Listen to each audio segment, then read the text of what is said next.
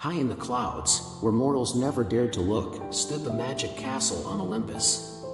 Built of white marble and adorned with glittering gold, the castle shone with a light of its own, emanating a mystical energy that could be felt from miles away. The gods had created it as a refuge from magical creatures and the keepers of the deepest secrets of the universe.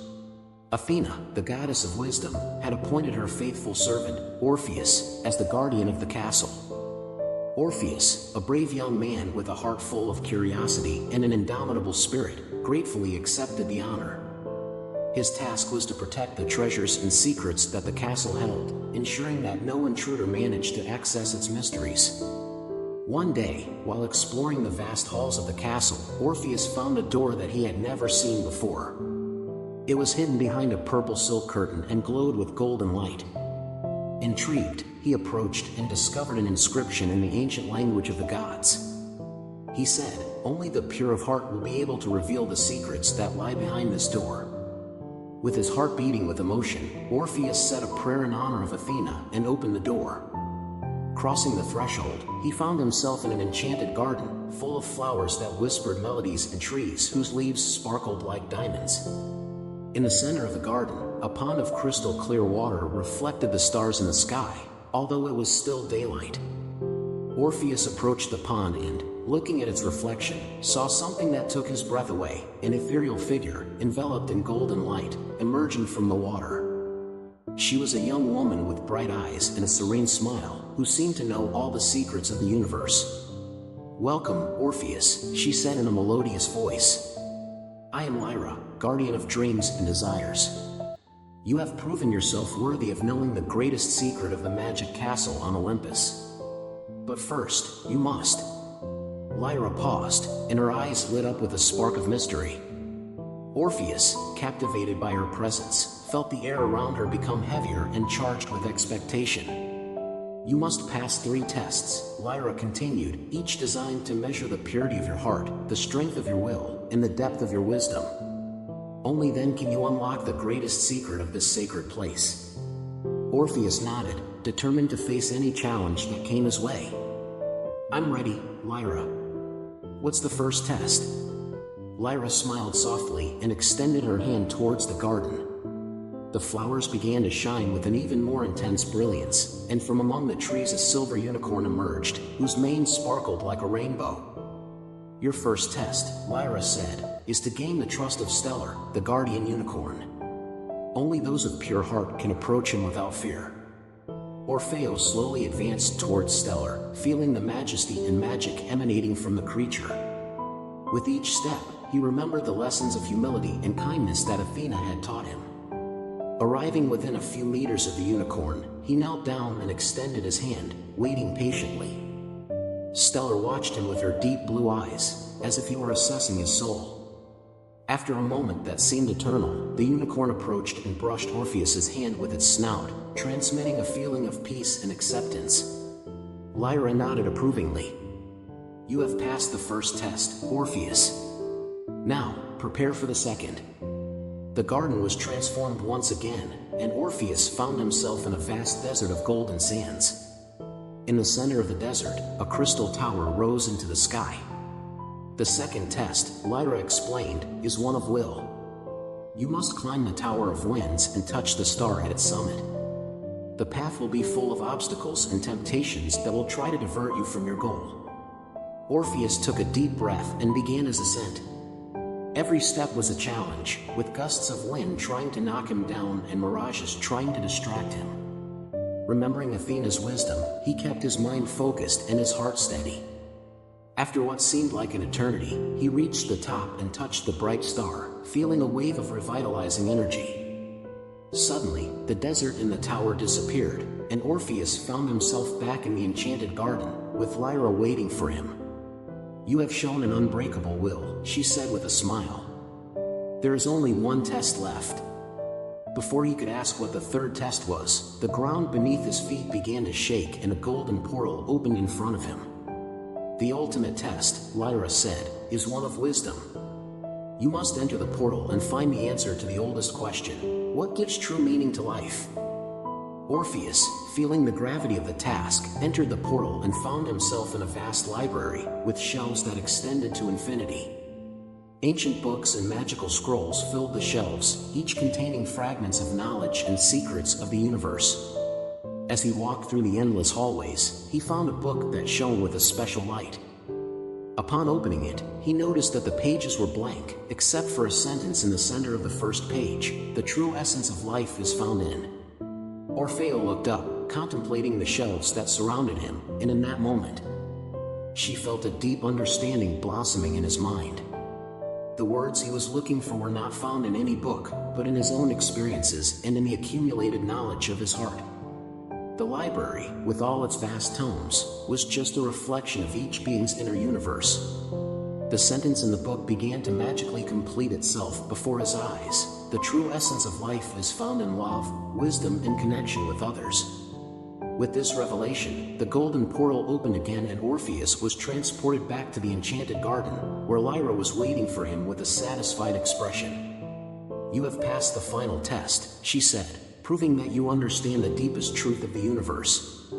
Now you are ready to learn the greatest secret of the magic castle on Olympus." Orpheus, his heart full of humility and gratitude, followed Lyra through the garden to a source of dazzling light. In the center of that light, he saw a small object that seemed to radiate pure energy. "This," Lyra explained, "is the Crystal of Destinies. It contains the power to shape the future and dreams of all living beings. Only one of pure heart and wise mind can wield it without causing harm." Orpheus extended his hand, and the Crystal of Destinies floated towards him, fitting perfectly into his palm. In that moment, he felt a connection to the universe, a sense of responsibility and purpose that he had never experienced before. "Now, Orpheus," Lyra said, "with the Crystal of Destinies in your possession, you can help guide beings toward a future of peace and harmony. Use this power wisely and always remember the lessons you have learned here." Orfeo nodded, understanding the magnitude of his new mission. As the enchanted garden began to fade, he knew that his life would never be the same. With the crystal in his hand, he set out on his return journey, ready to face the world with new wisdom and a heart full of hope. And so, the guardian of the magic castle on Olympus became the bearer of destinies, joining his path with that of the dreams and hopes of all living beings, carrying with him the promise of a future illuminated by magic and eternal wisdom. The enchanted garden disappeared, and Orpheus found himself back in the great hall of the magic castle on Olympus, holding the Crystal of Destinies. The light from the glass illuminated the room, casting dancing shadows on the white marble walls. As he walked through the castle, he felt that each step brought him closer to his destiny. He knew that he had an enormous responsibility, but he also felt a deep peace of mind. The knowledge and wisdom he had acquired guided him, and the love and connection he felt toward all living beings gave him the strength to move forward. On his way, Orpheus met Athena, who watched him proudly. "You have proven yourself worthy of your task, Orpheus," she said. "The Crystal of Destinies is now yours to protect and use wisely." Orpheus bowed his head in respect. "Thank you, my goddess. I promise to use this power for the good of all."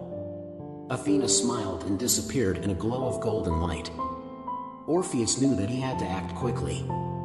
With the crystal in his hand, he began to travel across Olympus and beyond, visiting gods and mortals, offering advice and assistance, and guiding those who needed it.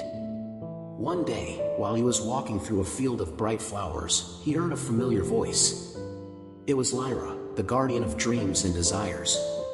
"Orpheus," she said, appearing at her side, "there is one last thing you should know. The Crystal of Destinies can also reveal the future. But remember, knowing the future can be both a blessing and a curse." Orpheus nodded, understanding the warning. "Thank you, Lyra. I will use this gift wisely." Suddenly, the crystal began to glow brightly, projecting a vision into the air.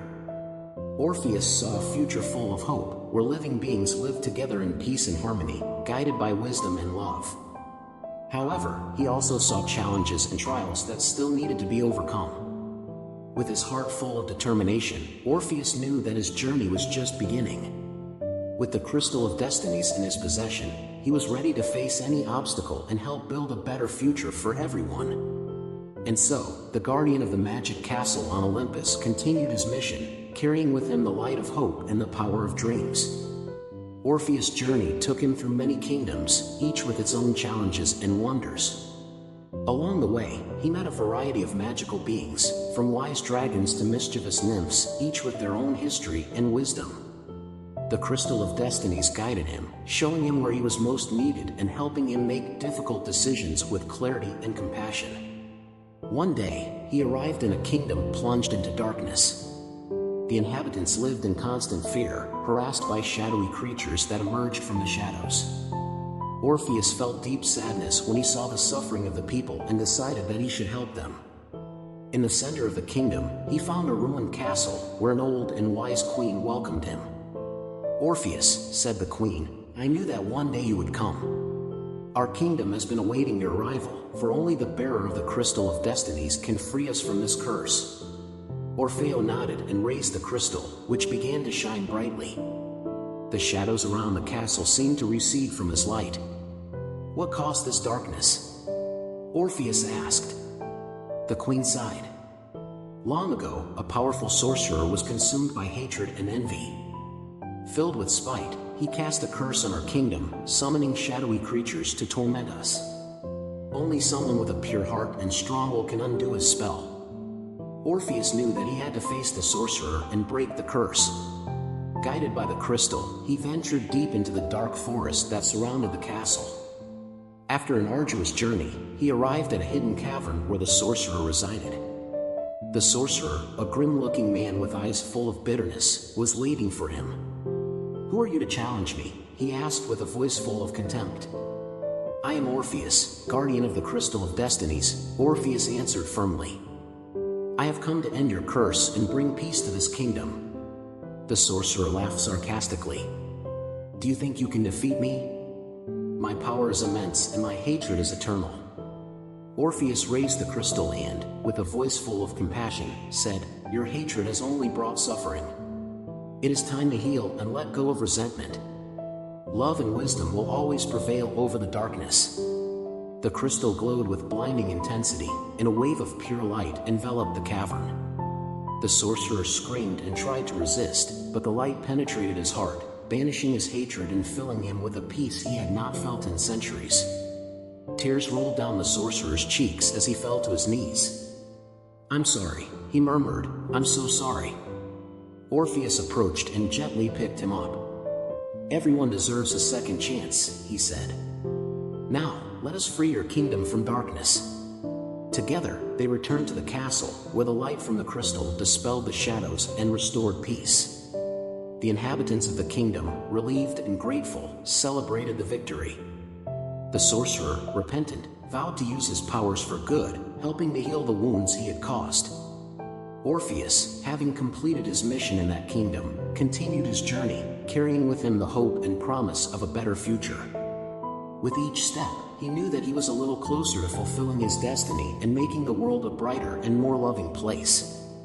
The enchanted garden shone with a new light after the defeat of Nephthos. Harmony and peace had been restored to the magic castle on Olympus, and the guardians, now more united than ever, worked together to maintain balance in the kingdoms. Orpheus, with the Crystal of Destinies in his hand, addressed Lyra, who had been crucial in his journey. "Thank you for your guidance and your courage," he said gratefully. "Without you, I wouldn't have managed to reunite the guardians or defeat Nephthos." Lyra smiled, her golden light shining softly. "It was your pure heart and determination that made this victory possible, Orpheus. The Crystal of Destinies is in good hands with you." Athena appeared in a flash of light, her imposing presence filling the space. "I am proud of you, Orpheus," said the goddess of wisdom. "You have proven yourself to be a true guardian of Olympus, and have protected the balance of our world with great bravery." Orpheus bowed respectfully. "Thank you, my goddess. I will continue to do my duty and protect the secrets of the castle." Athena nodded and, with a gesture, granted Orpheus a new layer of powers, infusing the Crystal of Destinies with even more light and wisdom. "This power will help you in future challenges. Use your wisdom and compassion to guide you." With his new powers and the support of his guardian friends, Orpheus felt prepared for any challenge. The days that followed were filled with learning, training, and new adventures, as Orpheus and the other guardians worked together to protect the kingdoms and help those in need. One day, while walking through the halls of the castle, Orpheus found a new hidden door, similar to the first one he had discovered. This time, the inscription on the door read, "Only those who have demonstrated true leadership can cross this threshold." With a smile, Orpheus opened the door and found himself in a room filled with star maps and ancient manuscripts.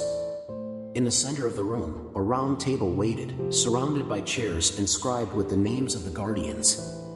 Each guardian took his seat, and a vision of the future unfolded before them, showing kingdoms flourishing and full of hope. "This is just the beginning," Lyra said, with a smile full of promise. "Together, we will protect these kingdoms and ensure that peace and wisdom prevail." Orpheus looked at his friends, knowing that, although his journey had begun with uncertainty, he had found purpose and family in them. With the Crystal of Destinies shining in his hand, and love and wisdom guiding him, he was ready for whatever the future held for him. And so, the guardian of the magic castle on Olympus and his companions continued their mission, bringing the light of hope and magic to all corners of the universe, ensuring that peace and harmony would reign forever.